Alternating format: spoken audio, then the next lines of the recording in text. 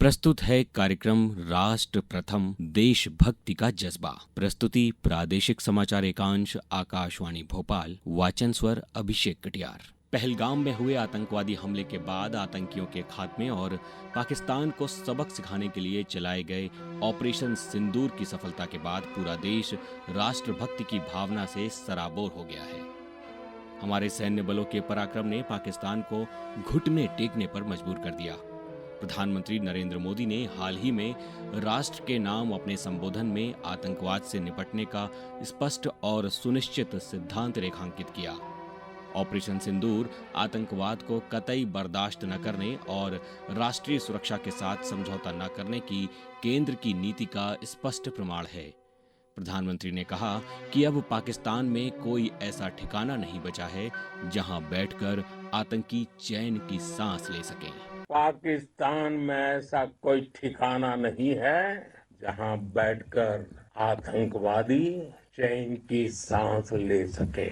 हम घर में घुसकर मारेंगे और बचने का एक मौका तक नहीं देंगे। और हमारे ड्रोन्स, हमारी मिसाइलें, उनके बारे में तो सोचकर पाकिस्तान को कई दिन तक नींद नहीं आएगी।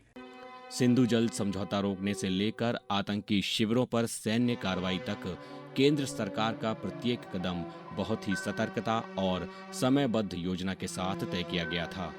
प्रधानमंत्री के सिद्धांत के 3 मुख्य स्तंभों में भारत की शर्तों पर निर्णायक कार्रवाई, परमाणु हमले की धमकी बर्दाश्त न करने तथा आतंकवादियों और आतंकवाद प्रायोजित करने वालों में अंतर न करने की नीति शामिल है।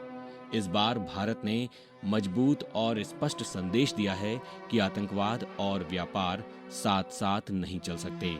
इस नीति के तहत अटारी वाघा सीमा बंद कर दी गई और द्विपक्षीय व्यापार रोक दिया गया।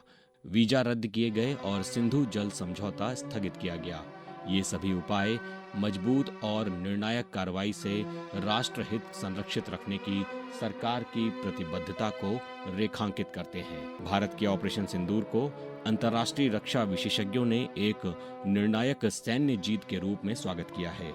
इनमें अमेरिका के प्रमुख सैन्य दिग्गज और न्यूयॉर्क के आधुनिक युद्ध संस्थान के शहरी युद्ध अध्ययन के प्रमुख जॉन स्पेंसर भी शामिल हैं।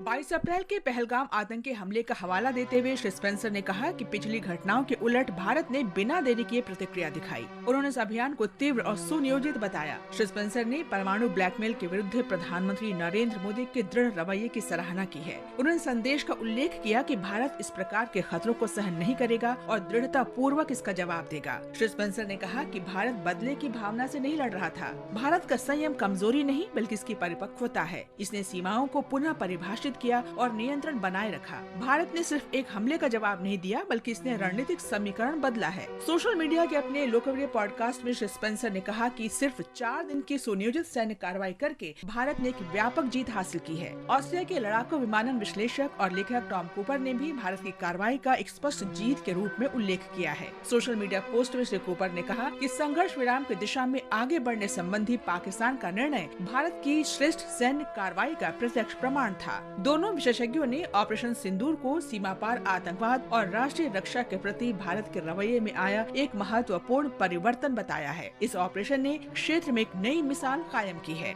ऑपरेशन सिंदूर की सफलता ने राष्ट्रीय नेतृत्व की राष्ट्र प्रथम की भावना का प्रकटीकरण किया है।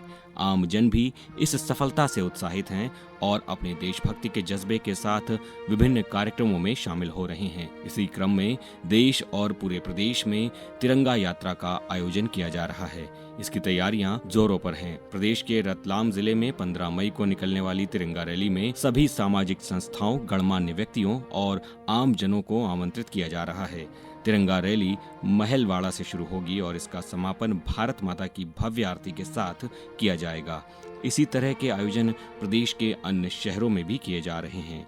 आप भी ऑपरेशन सिंदूर और देश प्रेम पर अपने विचार हमसे साझा कर सकते हैं। इसके लिए आप हमें व्हाट्सएप नंबर 9406523035 पर वीडियो या ऑडियो संदेश भेज सकते हैं, जिसे इस विशेष कार्यक्रम में हम शामिल करेंगे। आज के इस विशेष कार्यक्रम में बस इतना ही। आपसे कल फिर मुलाकात होगी। धन्यवाद। जय हिंद।